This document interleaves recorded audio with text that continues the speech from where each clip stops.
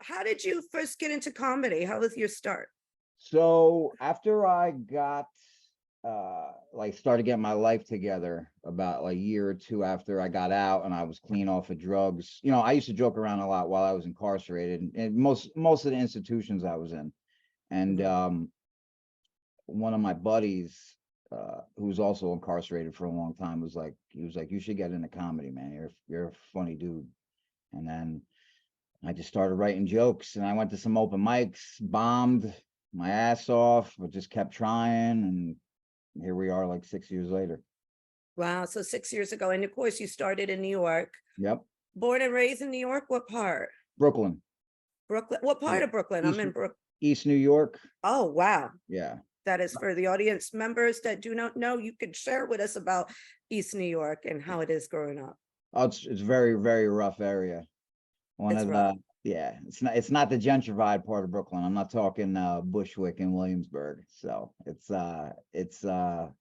was rough. It was rough. I don't live there anymore. I moved out of there finally, this will be my third year living in Manhattan. But Yeah. yeah, definitely tough area. Yeah. Yeah. And you have a very interesting mix. We were talking a little bit about that because you are a Puerto Rican Jew and I've by your mother's side. Yeah. My mother is the Puerto Rican Jew. Wow. Yeah. And you said, so she is My father's German with some Jew in him. uh-huh. Yeah.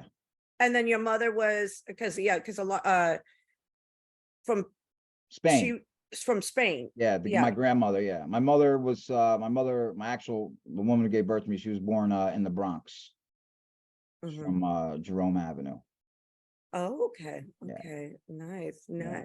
So you started doing comedy right after you got locked up. How was that experience like transitioning into being a creative and just trying to keep that hustle the Well, whole time?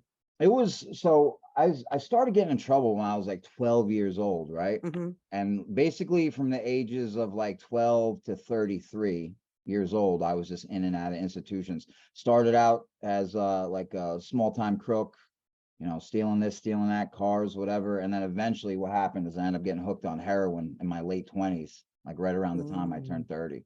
So the end of my jail experience, my incarceration experience, was due to my drug use. You know what I mean?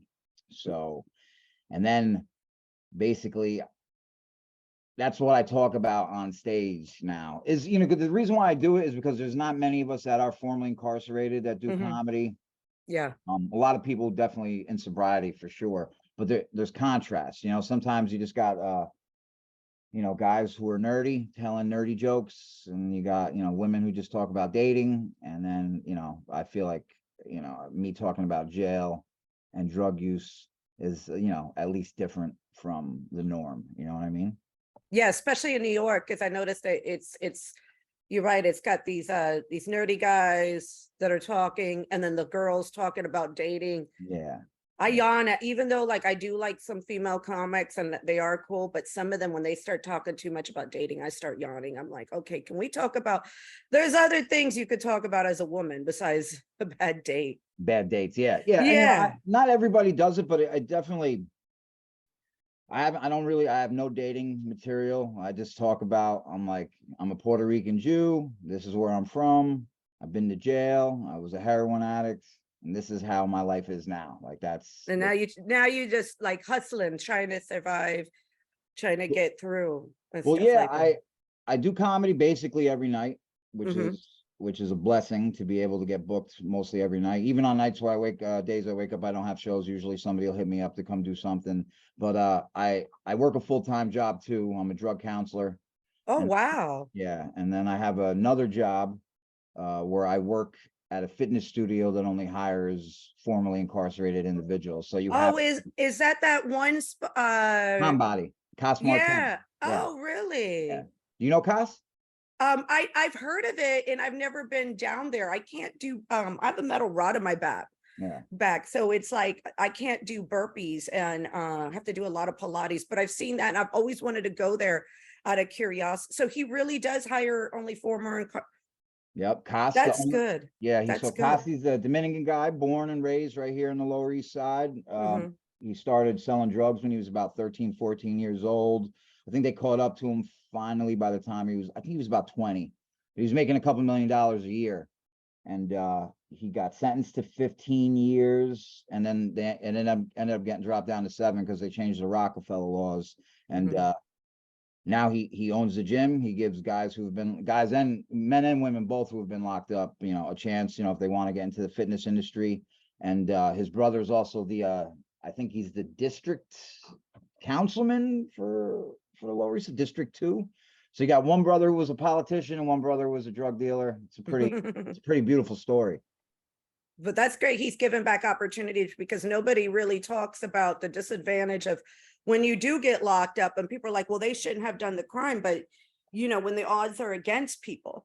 Yeah. People don't really talk, that's why it's important we have like these programs for young kids and stuff to keep them out of trouble, and more,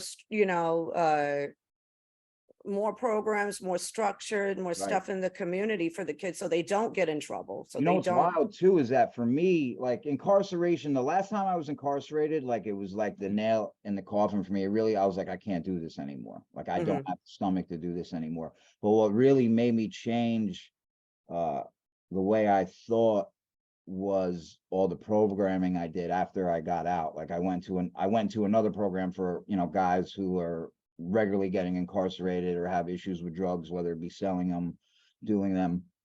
And we would do like 5 groups a day. And that just really helped me, hold myself accountable for what I did. All those years I was making mistakes. Like there came a point where I had to be like, all right, listen, I can't keep blaming everybody on the outside, even though the system has something to do with it. I have to start looking at what I did, hold myself accountable for it, and then start to grow. So yeah, but the programs help way more than the incarceration. I think New York is finally starting to get that now, because there's other states like Jersey is all about reform, New Jersey, and they're putting guys in programs early, and the recidivism rate for those guys is way less than when they just hit you with incarceration right off the bat. That happened to me when I was 13. I got in trouble, no program, right into juvie, and all that did was prepare me for jail as an adult. Yeah, and then that's when the cycle starts. So if they can get these young kids and put them in the right, have you thought about starting something for comedy for younger teenagers, or some sort of like, that would be good for like the younger middle youth. I just thought of something. No, but I'm like, you could easily do a nonprofit, but something for the younger kids, like a sort of like an improv troupe or something. Yeah, that would be a beautiful thing, actually. Yeah. I've never done improv. I wouldn't. I'm just throwing it out there, because you know what I'm saying. Like, I'm sure somebody needs to get organized there, or come up with something, some sort of like program, because not every kid's athletic. Right. Not every kid can go and they want to shoot and we just went through the pandemic where the kids were all stuck in the house, teach them how to entertain, and you know what I'm saying, or something to give back to the younger kids so they just don't get in trouble, so they can focus on the, a more positive goal than. Right.